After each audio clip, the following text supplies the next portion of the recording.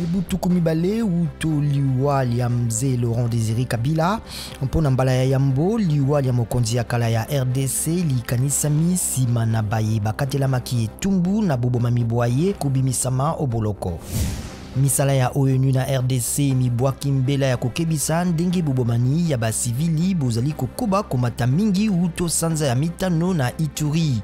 Bato koleka nkama motoba na tukuminei na sambo babomamaki kati na sanza ya mitano kino ya zomi na mibale.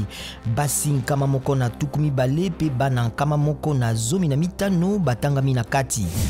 Bato bakufi na COVID-19 na mokili mobimba baleki million mibale. Antonio Guterres abwaki mbela po ete bondeko bosalema pe mangolema pesama na bato banso. Soda moko ya Burundi ya misala ya kimia ya ONU akufi lobiloleki na Grimari na bitumba basimba minduki bazali kosala na bokonzi ya Faustin Archange Touadéra ou azali kozela bazuzi bandima elonga na ye na maponami.